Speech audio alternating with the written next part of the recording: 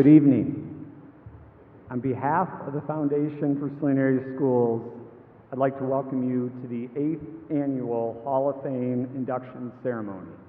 My name is Steve Lotch, and I'm the very proud Superintendent of Saline Area Schools. Tonight, it's my pleasure to serve as your Master of Ceremonies.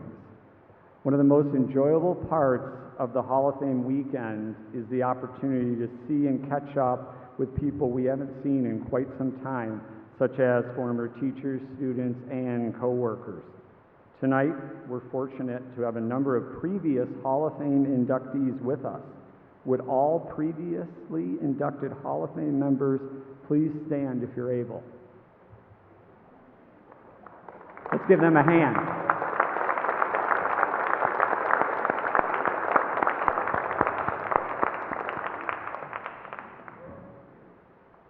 And before we begin tonight's ceremony, we'd like to pause for a moment to recognize Annhurst Kreitz, the former Executive Director of Foundation for Saline Area Schools, who is pursuing other job opportunities but has been leadership for the past several years and has done a very good job.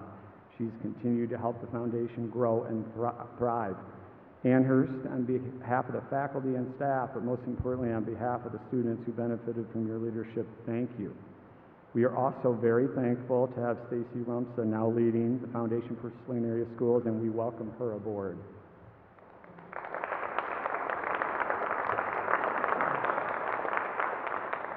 This weekend, and much of the Foundation's good work is made possible by Foundation sponsors, such as Kelly Orthodontics, Max Acadian Seafood Shack, New Foundry, Promanus, Qualutions, SBK Orthodontics, and True Community.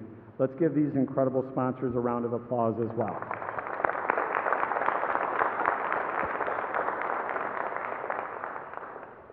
And now for the Hall of Fame. A little over 8 years ago, the Foundation's Alumni Committee began discussing ways to honor those who have demonstrated outstanding individual ability, leadership character, personal drive, and dedication. In short, we sought individuals whose lives and accomplishments have inspired and impacted our students in the Saline community. Now that we're inducting the 9th Hall of Fame classes, the common traits among the inductees continues to be evident. While all have a talent of one form or another, I believe the two truly defining characteristics they all possess are a passion for excellence and for serving others. As we introduce the 2022 class of the Hall of Fame, I am confident that you too will find these individuals more than deserving of the recognition that they are receiving. We're going to start with Mac Danforth, a 1956 graduate of Ann Arbor High School. Mac attended the University of Michigan, receiving his BA and MA. A proud Marine, Mac started his musical career off in 1961 with a bang, embarking on a 15-week, 72-concert tour, which included performances in the USSR and its satellite countries, as well as a number of performances in the Near East. In 1966, Mac came to Saline and served as the band director from 1966 to 1978. During his time in Saline, the music program experienced unprecedented growth, and in terms of participation as well as quality. It's my pleasure to introduce Malcolm Mac Danforth, a Distinguished Educator Hall of Fame inductee.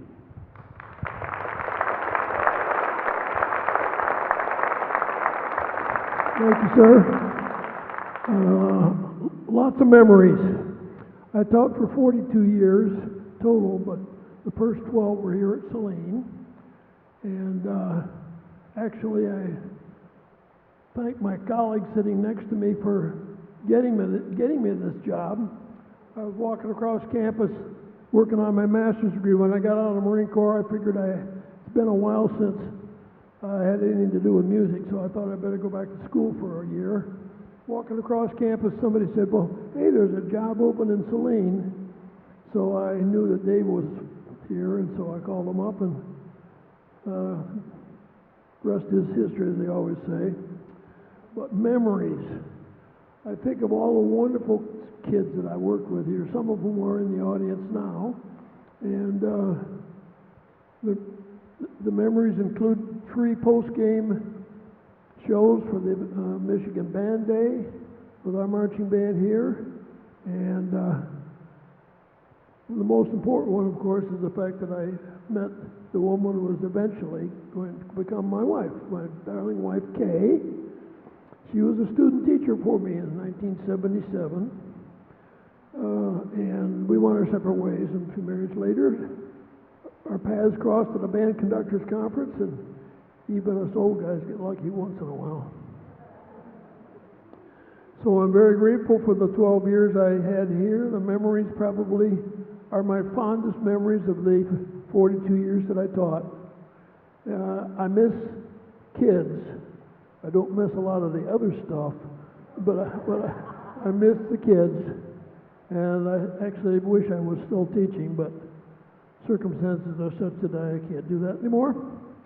So I'm very grateful to be here tonight for the recognition, and I'm glad that I could contribute to the band program here once upon a time.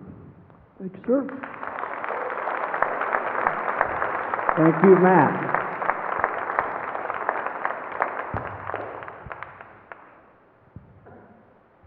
Next we have David Helmer, a 1993 graduate of Saline High School. David graduated from Eastern Michigan University and the Missouri Auction School. A professional auctioneer, David is the co-founder of Braun and Helmer Auction Service, the co-founder of GoToAuction.com, and the founder of Super Auction. In 2008, he was the winner of the Michigan Ringman Championship. In 2014, he received his industry's highest honor, being elected into the Michigan Auctioneers Association Hall of Fame. In 2017, he received the distinct honor of being awarded the President's Award of Distinction. It's my honor to introduce to you distinguished alumni David Helmer.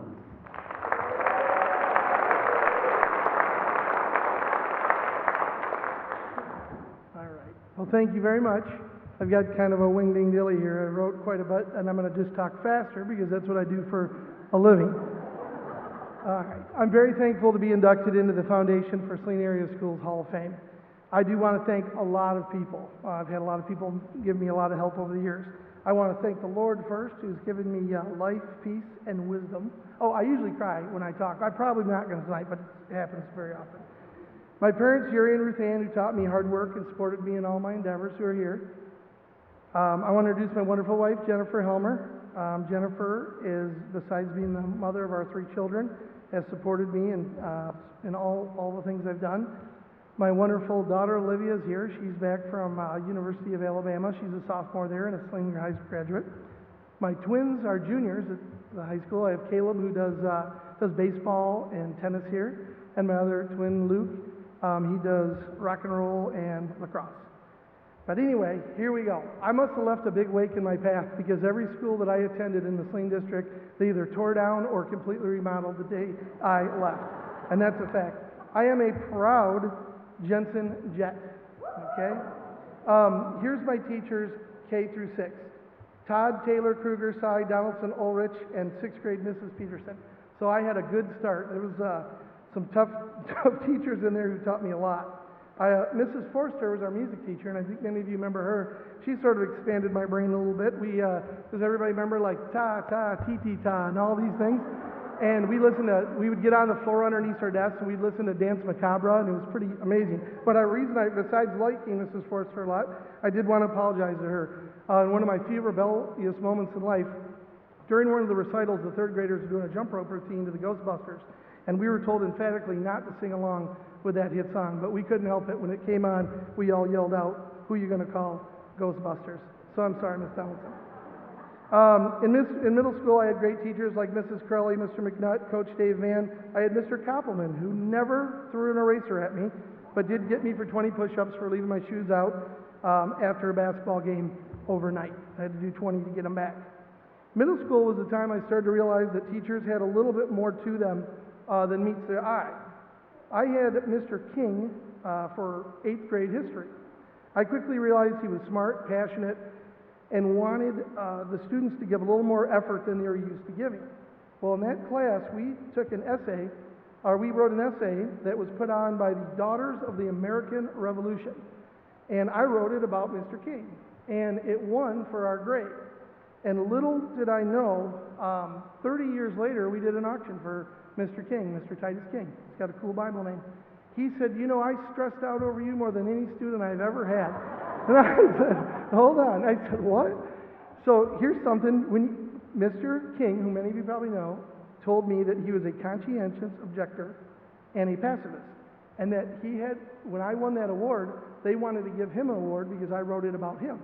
And he said that he prayed, fasted, and suffered for a week to whether he should accept this award from a military institution. And he finally decided that it was an honor and accepted the award.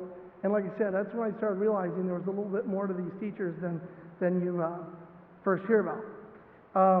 When I get into high school, I had great teachers like Mr. Johnson, Coach Raff, Coach Crabtree, Coach Gall, Mrs. Thomas, Mrs. White, Mrs. Tatar, Mr. Cameron, and my favorite and my dear friend, Mrs. Heft. Get ready, Mrs. Heft, because here we go. I had home economics and single survivor and became involved in FHA. Because of Mrs. Heft, I traveled to Chicago, Minnesota, Kalamazoo. I learned parliamentary procedure, how to conduct a job interview, which I won a national championship for, and leadership.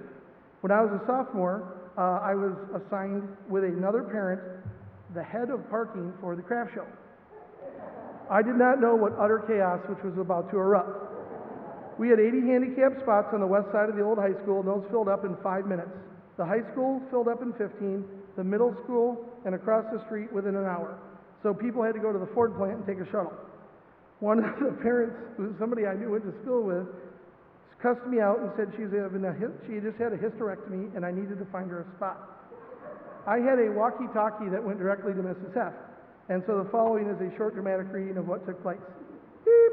Mrs. Heft, the handicap spots are full. Mrs. Heft, okay, we'll send them to the middle school, have them take the bus. They don't want to do that. Okay, well that's the only spot for them. People are swearing and yelling at me. Okay, well get them parked. Some lady had a hysterectomy and is real mad. And this is Mrs. Heft. David, when you agree to do something, you need to take on all parts of that project. You need to be a leader, and you need to make decisions on the spot. While I was contemplating this, another beep came over the walkie-talkie, and picture Brando from Godfather. This is Mrs. Heft. David, do not beep my walkie-talkie again. I have a lot going on here, too. From that point on, and I mean it, in life I realized I was going to be the guy hauling the wagon and doing the heavy lifting. I did want to give a couple shout-outs.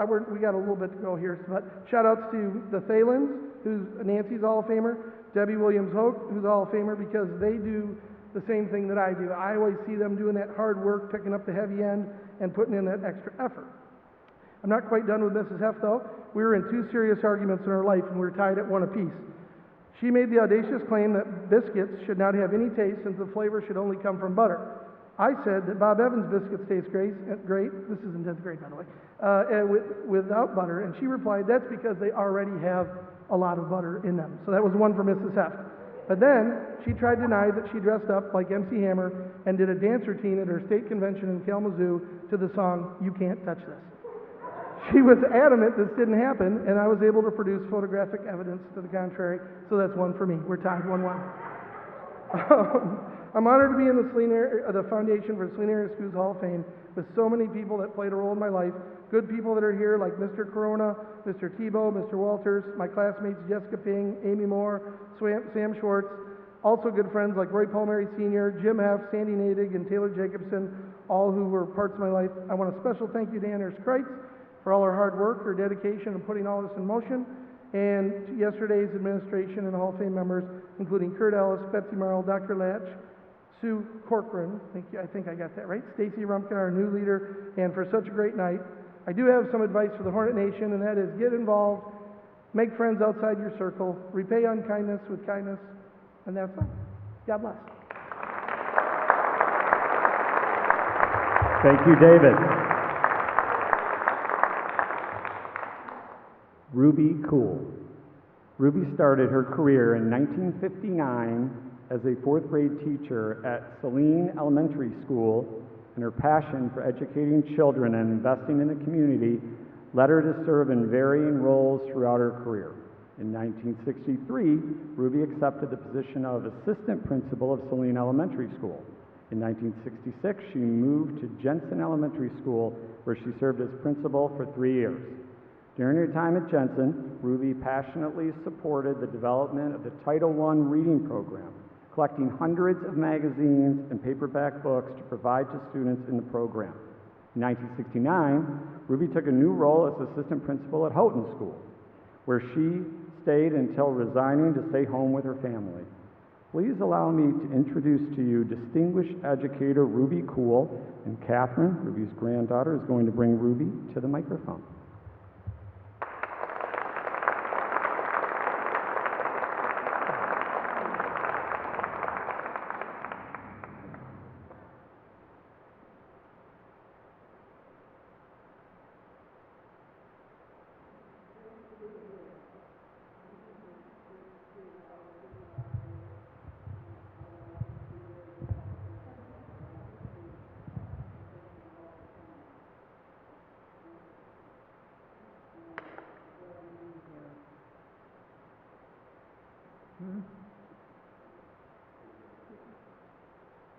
I'm supposed to keep saying something, and I'm not just sure what I'm supposed to say, but I'm glad to see all of you here, and I've been very fortunate to live in this area.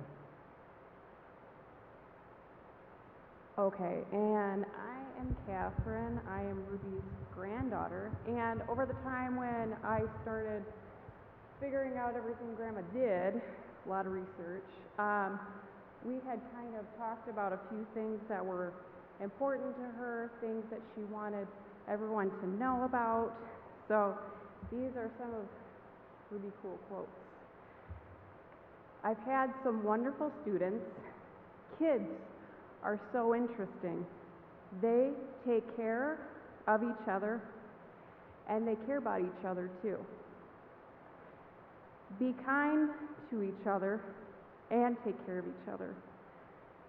Love children and willing to help them when needed. And that was, she said, was important for anyone going into the educational system. And I said, how was it to be in charge? And she said, love what you do. And then she also famously says, I've never worked a day in my life. So I think I asked her too, I said, how early should you start working on getting good grades for college? And she says, as soon as you can.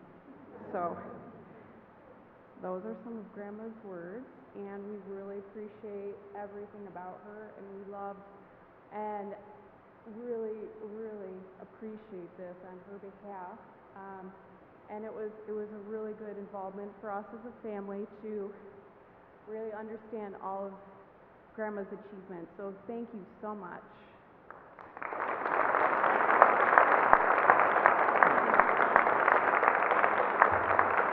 Thank you, Jennifer and Ruby.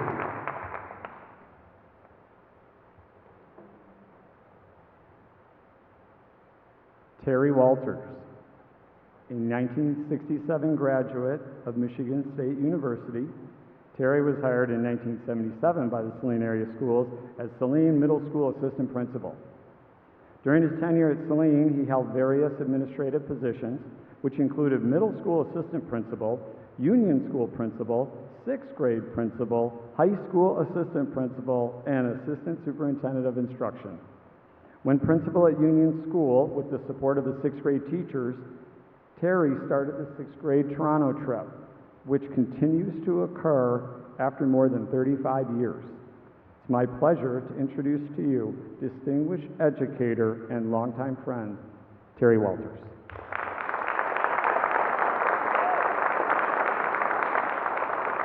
Thank you, Steve. Thank you, Steve. Kurt said the other day that we're supposed to thank those that helped along the way, so be with me. I have 247 people to thank. I want to first of all thank the foundation for this recognition.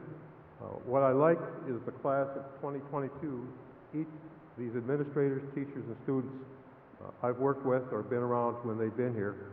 Ruby was retired, and she came to Union School as principal with her daughter Jean and always helped out any way she could. So she put in a lot of time after she retired, so I thank her for that.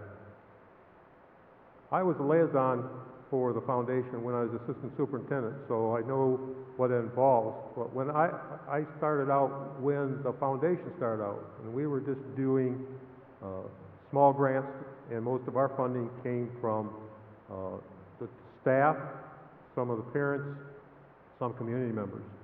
So it wasn't that much. So I want to thank people that were in charge of the foundation, like Cheryl Heft and Ann Hurst-Kreitz, the executive director, for the way you've expanded the foundation and everything you do for the schools, students, and teachers. It's amazing how that has increased over the years. I want to give a little history about how I got to Saline. In the summer of 1977, since I'd been a half-time assistant principal in Wiley and Dexter, I wanted to become a full-time administrator. So I interviewed for 3 positions that summer. The first one was in Suttons Bay, north of Traverse City. I went for an interview. It was a middle school principal. They noticed when they told me the salary that I had a blank look on my face. And they said, "We realize it's a lot less than you were making in Dexter, but you need to realize our staff is going to build your house for you, and we're going to let you trap furs in the winter." They didn't know I was a hunter, not a hunter. My second interview was in Martin, Michigan, near Kalamazoo. That was for a middle school principal, athletic director. In the interview, they made it known that there was one thing they wanted me to do. I was to fire the football coach who had been there 21 years. That was scary. It was interesting. 5 years later, I ran into somebody and I said, "Can you tell me what happened in Martin, Michigan?" They said, "Yeah, the athletic director was fired 3 years later and the football coach is still there." The last position was in Saline for assistant principal. I interviewed with Joe Schwartz, and then I had to go to the superintendent, Harold Hintz. It was a little frightening, intimidating, because after 10 years I didn't know what they were going to ask me. Mr. Hintz asked me one question: "Why would you want to come to Saline?" I don't know what I said, but I did get the job and I took it. I want to say that that was probably one of the best decisions I ever made in my life, because I've enjoyed the 28 years in Saline, and I've enjoyed the 5 positions and the 5 locations I've worked at. I'm going to explain 4 reasons why I've enjoyed Saline. The first is the staff. I don't care which building I went to or what I was involved in, the staff, I could tell, were committed to education and to the students. I enjoyed every different staff I had, and at the end, as an associate superintendent, I was working with all the staff. I really enjoyed that. When I was at Union School as a 5th and 6th grade principal, the teachers came to me and said, "You know, we study Canada, and we just was wondering how we could, incorporate and make that a better curriculum." The idea came up of taking the 6th graders to Toronto. As Steve said, we've had COVID the last 2 years, but we're almost have done that for 40 years straight, for just maybe 2 years because of COVID. But that was an exciting trip that we started. I don't know, I can't imagine how people like getting up at 3 o'clock in the morning on Thursday, getting to the school and leave at 4:30 in the morning, and we got back at midnight or 1 o'clock on Friday night. It was a 2-day excursion, but it's continued, and many students have always said, yeah, we really enjoyed that. The first year was a fiasco. We went with a travel company, and we just said, the only thing I want is the students on the first 2 floors. When we got to Toronto, we had students on 20 different floors. Talk about delivering pizza, it took us all night. The next year, the staff said, we've got to do better, so we hired a different travel company, and that travel company asked if the staff would go with me to Toronto, and they would pay our way to make our own curriculum, our own tours, and what we felt was most important. And over the next 5 years, the sixth grade staff, that's what is so great. I mean, they worked so hard to make that Toronto trip the best for kids. So that's why that's something that means a lot to me, because it was a staff generated and staff supported. So I appreciate that. Counselors. As I said, I worked with a lot of different people. At one point, they talked about doing away with the counselors or downsizing the counseling staff. I fought hard for counselors because I saw what counselors did. There were a lot of things that a lot of parents, a lot of people, a lot of times didn't know what counselors did, but they had impact on a lot of students. And because of that, in 2004, the Michigan Association of Student Councils, or Michigan Association of Counselors, awarded me Advocate of the Year for my support of the counselors, and that wouldn't have happened if all the counselors hadn't written a letter of support. So I appreciate the counselors in the school system. I worked a lot with special education doing IEPs. A very good staff, very talented teachers. Secretaries. A lot of times we don't realize the importance of secretaries in the buildings, but they're the first ones that see people when they come through the doors. I was fortunate to have many good secretaries. I was at the middle school, Jill Maris. At Union School, Marilyn Martin. At Central Office, Judy Hreigers, Maddie Egan, Char Seasick, and Kay Raymond at the high school. They were valuable people to work with, and I certainly enjoy everything that they help do for me. Custodians, Lou Colroff, Kenny Feldkamp, Keith Schmidt, and Gordy Boucher. These guys took pride in the schools and kept the schools clean, and anytime I needed anything done, they were always there to help. Bus drivers, you don't think I wouldn't work with bus drivers? When I was at high school, a lot of times bus drivers would come in if they had discipline problems, say, Terry, I need you out on the bus. I still remember this one bus driver came in with students and said, Terry, you need to do something with a student. I said, well, what's the problem? Well, yesterday he wouldn't sit in the seat, so I told him he had to write 500 times, I will stay in my seat. You know what he did? He wrote it 10 times and then Xeroxed the rest of them. So the bus driver wanted me to handle that situation. Cafeteria staff. As assistant principals, you spend a lot of time in the cafeteria working with students. You really get to know the students. And we always had friendly cafeteria staff. I still remember Phyllis White, Ann Reese, a lot of people that worked in the cafeteria. They were always friendly and always happy to work with the kids. We had some of the best band, music, orchestra programs in the state. We had some of the best athletic programs. I was fortunate, even while I was working, coach football 1 year at the middle school, and when I was Dexter, I coached football for 7 years. I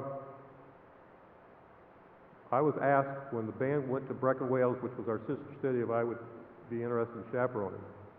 It was an exciting trip, and I think Dave was in charge of that trip. We had a great time in Brecon in Wales.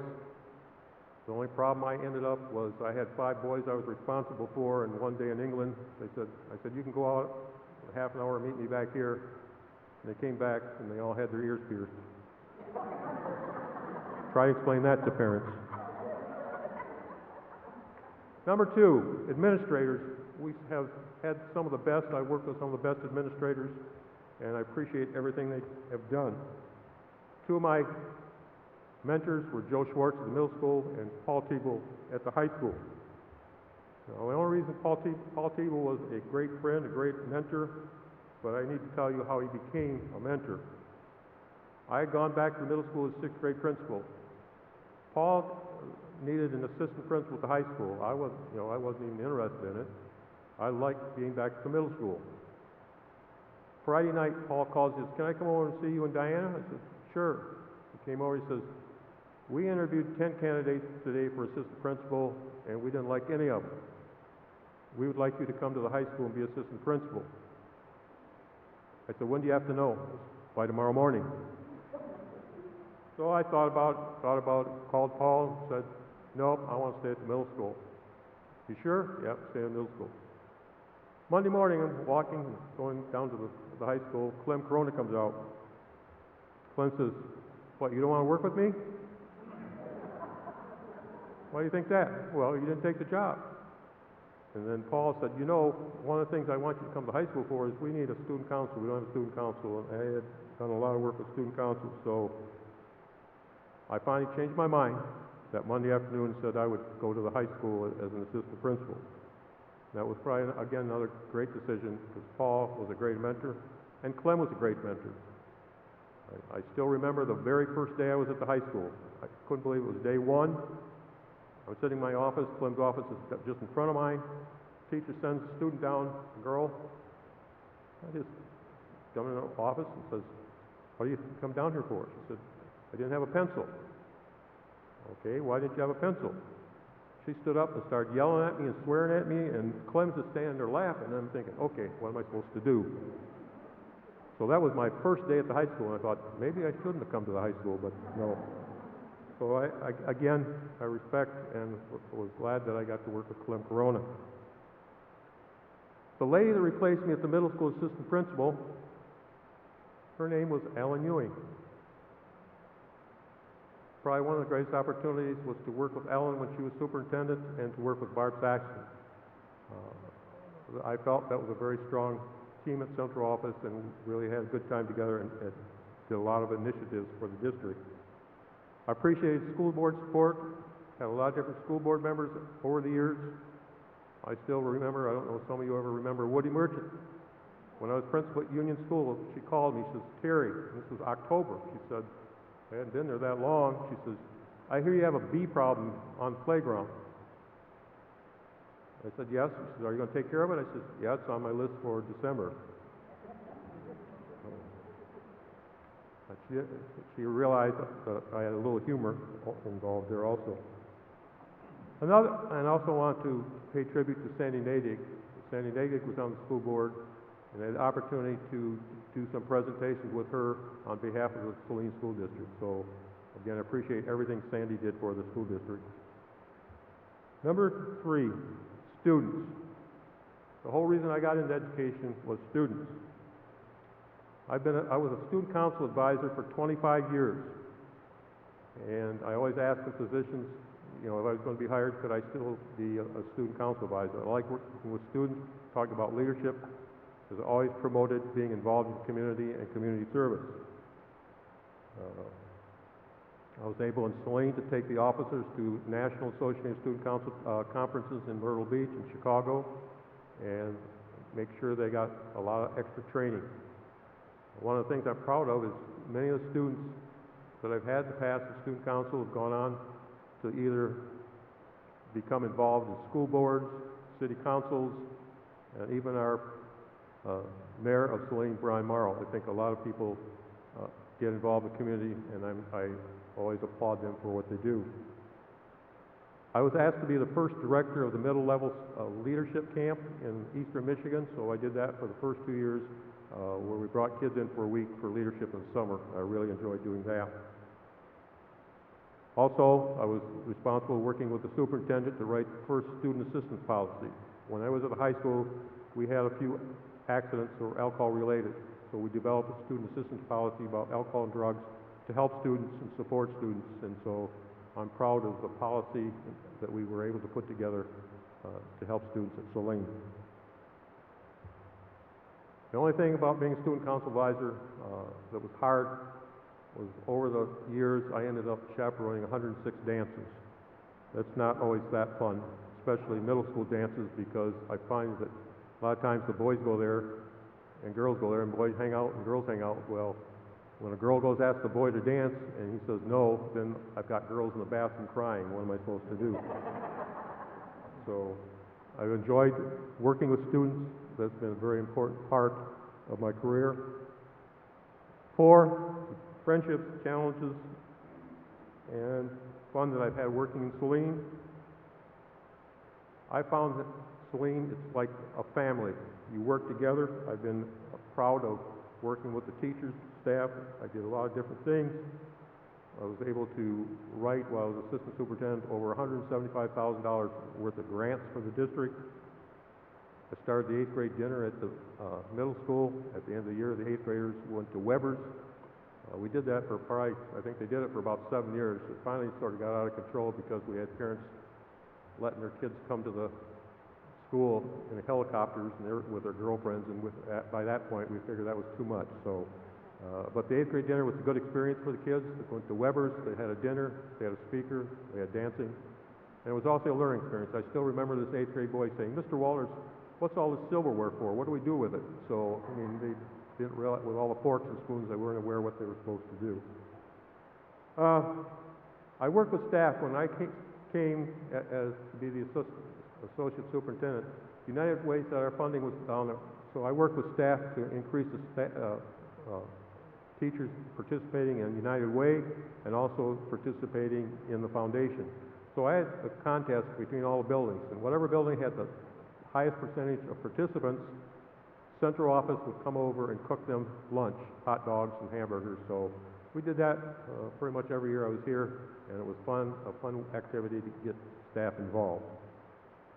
Under curriculum development, I worked with staff on the curriculum to make changes, look at the learning standards, look at what learning outcomes we needed to improve on, and we continued that year, the last couple years in the county. We had the highest NEAT scores in the county.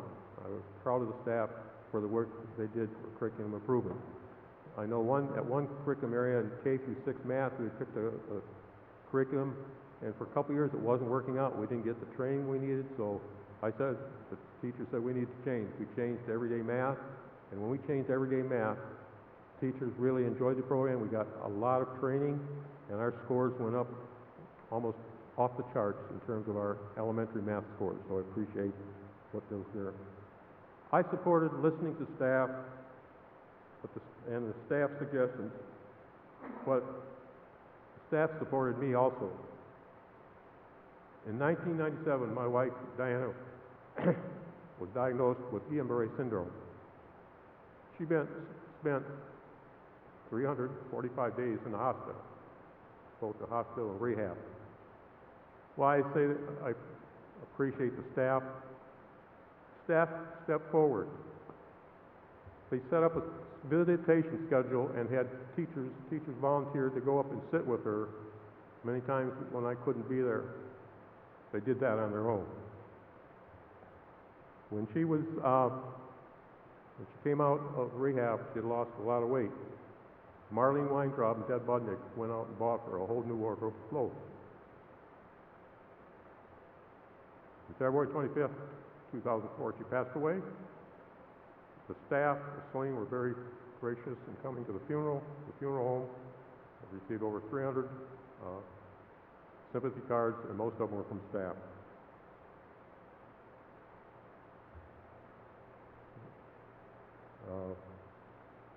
After that, the word got out. People found out that I did not know how to cook. Staff invited me out for dinner. Staff invited me to their homes for dinner. Again, this staff here in Saline was a family. Staff didn't stop there. In 2005, a Saline teacher, introduced to me my present wife, Becky.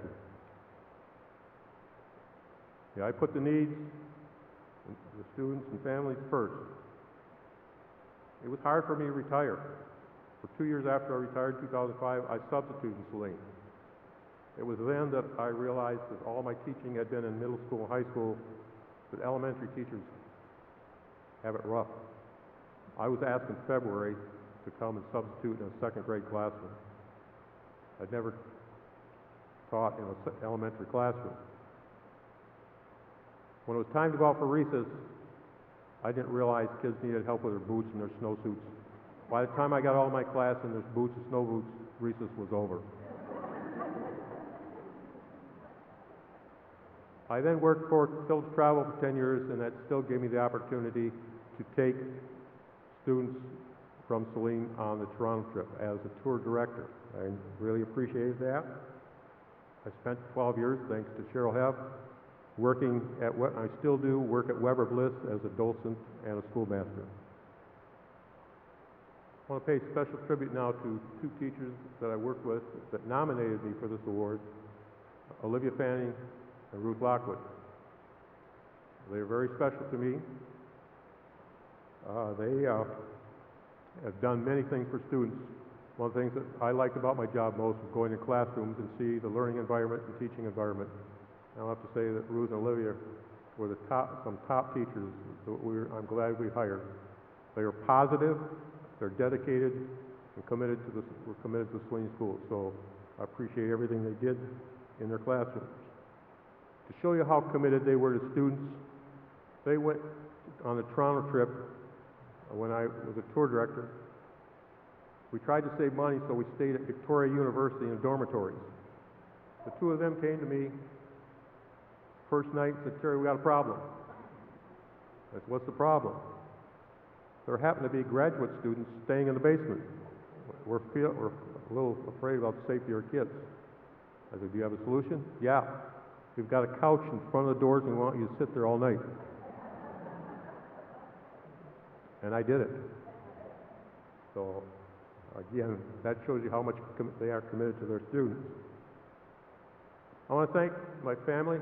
I have family. My son, Charles, and wife, Tanya. Granddaughters, Erica and Leona came from Rio Rancho, New Mexico. My brothers, Jeff, Chuck, and Denny, and my nephew, Dustin. My other sons, in-laws, Phyllis and Pat. I appreciate you coming here to support me tonight. Saline Schools is an amazing place to work, and I'm glad I've been able to contribute to the Saline Schools. I want to close with a quote from Helen Keller. "By myself, I can do little, but together we can do much." Thank you, Foundation, for this recognition.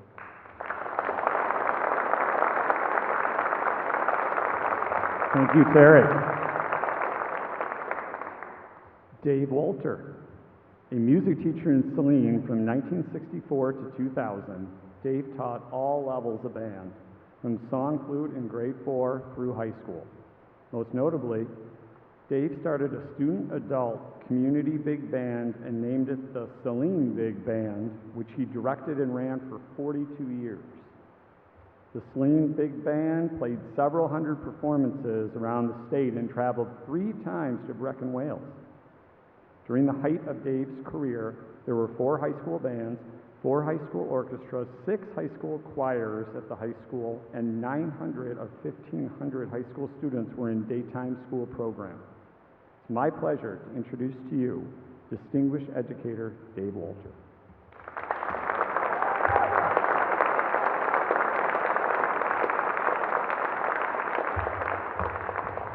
Thank you. We've been here quite a while. If I were to tell you the names of everybody that made my job possible, you'd be here till next week sometime. I would like to say that I really thank Art Catterjohn up there in the sky for inviting me to come and interview, and I spoke to him, and I thank him. Thank you, Art, for taking me down to meet the new superintendent. And I thank Harold Hintz when 3 years later I said to Harold, I've got a hearing problem and I'm going to have to resign. It's too late in the year to resign and find a new band director. I think I should resign a year from now and we'll go find a new high school band director.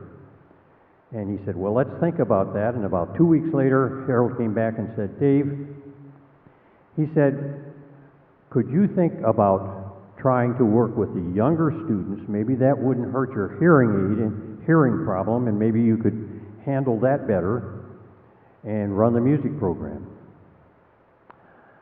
I said, well, let's try it for a year. And I retired 34 years later. So, anyway,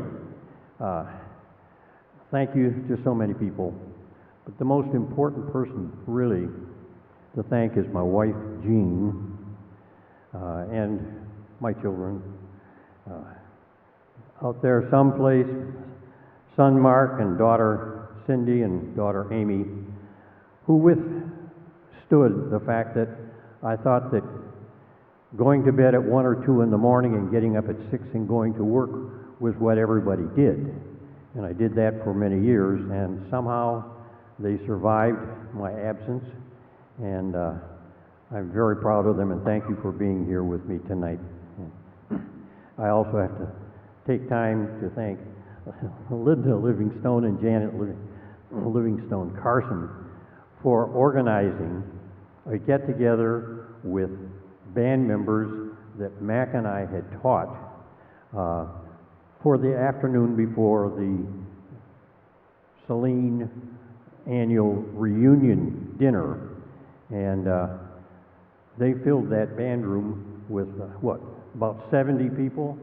And I had the opportunity to have 70 students stand up and at one point or other tell me how important music was to them and how important I was to them, and that was wonderful. I see a few gray hairs out there, but most of you may not really know what Saline looked like in 1964. It was a small town. There wasn't much here. We still had a railroad track that came through town, and it was really a very open building. In fact, when I drove here to interview, I drove up to the building, and it was the day after the high school graduation. And the high school, you call that Liberty School now, the high school was totally open. I just walked into the building, walked around, I found the band room, walked into the open band room, saw the Ampex tape recorder, had a tape, put it on the Ampex and turned up the sound, and had my brass sextet that I had organized in college playing. How many times can you just walk into a building here in Saline now?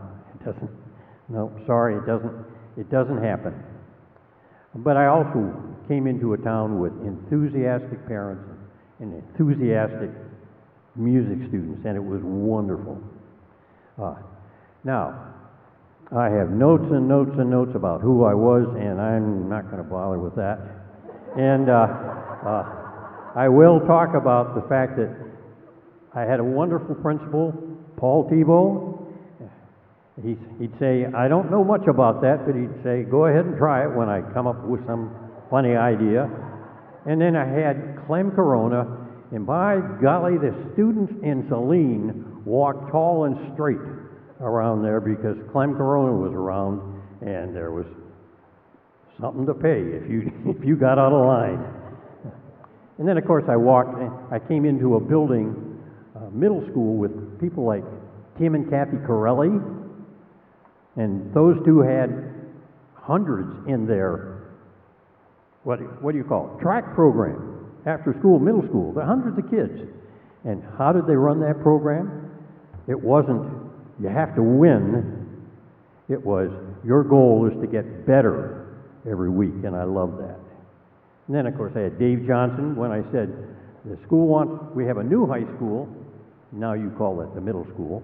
We have a new high school, and we have a beautiful stage, and we want to start a school music program, or a musical program.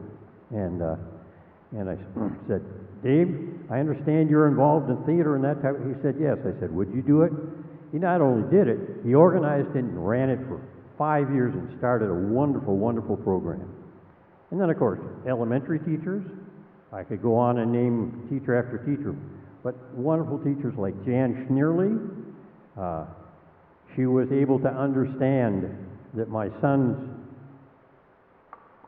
genius was very difficult to exist in an ordinary school room, and she got him functioning as a student, and it was wonderful. And then, of course, people talk about, quote, my music program, and it wasn't my music program. I was surrounded by people like Joan Starkey, Doris Kroshauer, Mac Danforth, later Martha Froseth, Bob Phillips, John Mason. Of course, the program had to succeed and had to be wonderful. And ordinarily, I would like to say I tried to stay in the background, and so that people don't really know what I'm up to and I can do things. And I had bought a yellow van for my big band to carry equipment. And one weekend, two of the members said, can we borrow we got a project, we want to borrow the van. I said, go ahead and take it, I'm not using it. And they took it and they brought it back 2 days later, and it was painted, and it was now the Dave Wolter Band. And so it was hard to be unrecognized after that point. And in fact, it's amazing how many people, when I drive up in some car here in Saline and it's not the band van, they say, "Where's your band van?"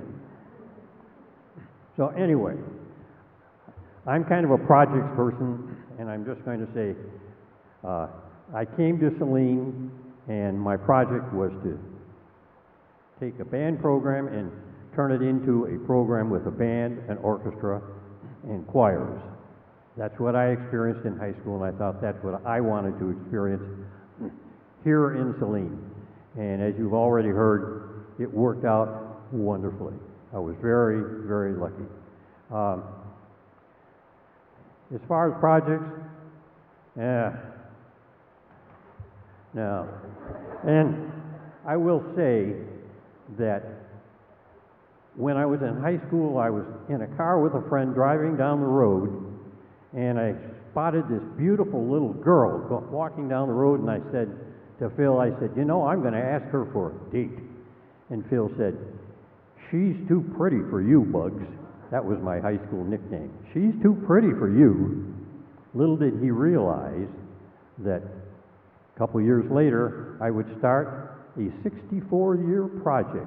My wife, Jean, has stayed with me for 64 years through all that. And thank you, thank you. And I'd like to say that there are people that have affected me and helped me be the kind of person that I think I would like to be. And one of those is Confucius. And I'm just so impressed by this man who could say these things and shape the lives of millions of Chinese people, and I think that's wonderful. Another person who has shaped lives is Jesus, and I like the words of Jesus. Another man that has shaped my life and been important to me was Thomas Jefferson. And yeah, you know about Thomas, of course, but I like the fact that he built a beautiful house, helped design it, and I built a very nice house. Not as nice as his, of course. And he was also an inventor. He was a book collector. I love to collect books. He gave his first 5,000 books to the nation's library when the library burned down. And so he boxed up his 5,000 books and sent them off to Washington, D.C. to restart the library. He had more than that when he died. Another person that's been very important to me in his philosophy is Kurt Vonnegut. His most recent book is How to Behave Decently. And Kurt Vonnegut and Thomas Jefferson, by the way, both adored Jesus, and Thomas Jefferson actually wrote a whole revised first, what do you call it? The new part of the Bible. Yes, you all know what that is. And he revised it to emphasize all the good things that Jesus said. But I'd like to end my little thank you to all of you and people here on the stage that are wonderful. I'd like to just end it with a quote from Kurt Vonnegut. And excuse me, but I'm going to quote him word for word. Kurt said, "God damn it, be kind."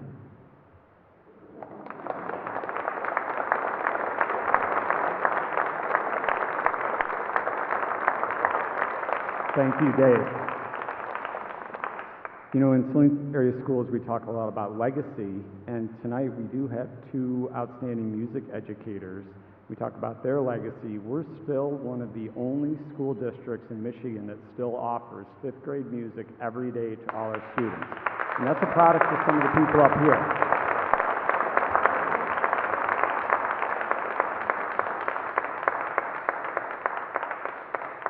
Next, I'd like to introduce Amy Yakola, a 1994 Saline High School graduate. Amy matriculated to Clemson University, where she received a Bachelor of Science degree in mathematics teaching. She currently serves the Atlantic Coast Conference as the Deputy Commissioner and Chief of External Affairs, which includes communications, public relations, marketing, and advanced social and digital media. In 2016, Amy was named to the Sports Business Journal's 40 Under 40 class. Please join me in welcoming distinguished alumni Amy Yakola to the Hall of Fame.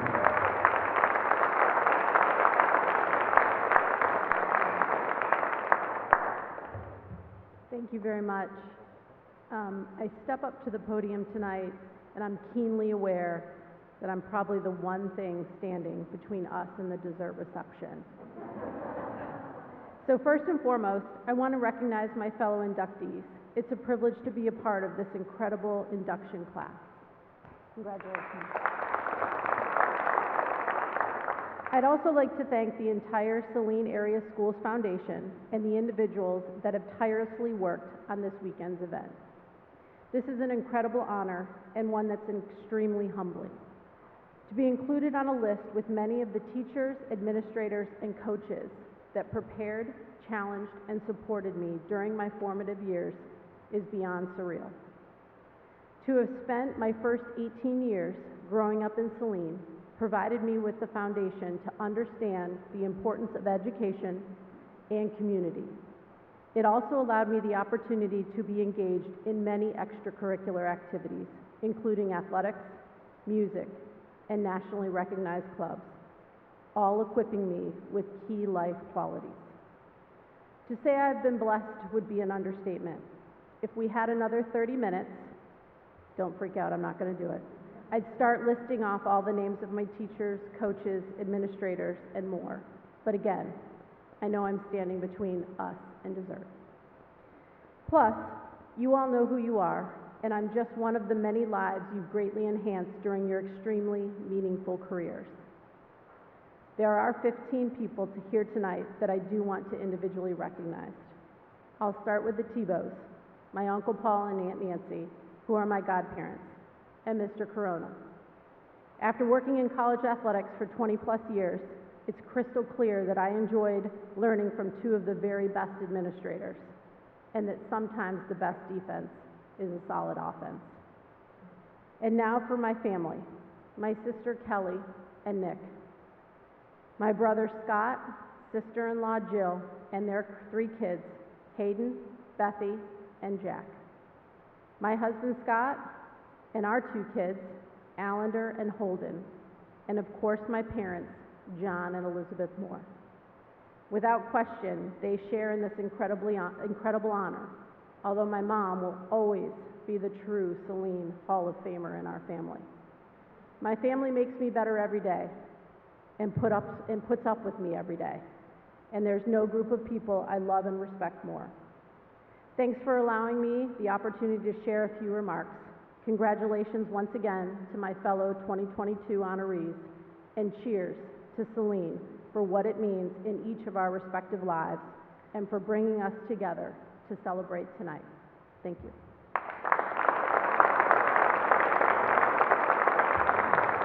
Thank you, Amy. Friends and supporters of Saline Area Schools and the Foundation for Saline Area Schools, please join me in giving all these outstanding individuals one last round of applause.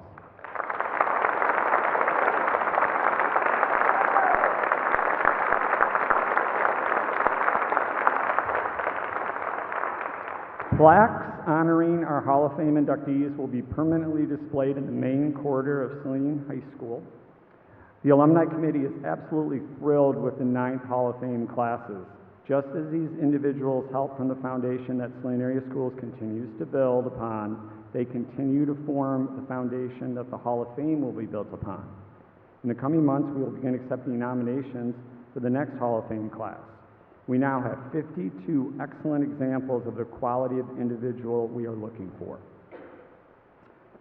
Before I turn it over to Stacy, I was talking earlier about legacy, and I want to make sure we thank Cheryl Heft, who was one of the original directors of the foundation. She laid the foundation for the foundation. Thank you, Cheryl.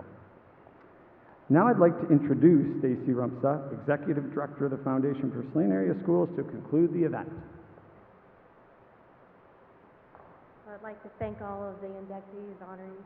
You guys did an amazing job tonight, and I really enjoyed hearing all of the stories, and it just makes me so proud of the Saline community and Saline education. So, as we exit the auditorium tonight for dessert, I would like to ask that the Hall of Fame inductees report directly to the Hall of Fame display for some photos. So if you go straight out and to the right, that's where you will have photos taken.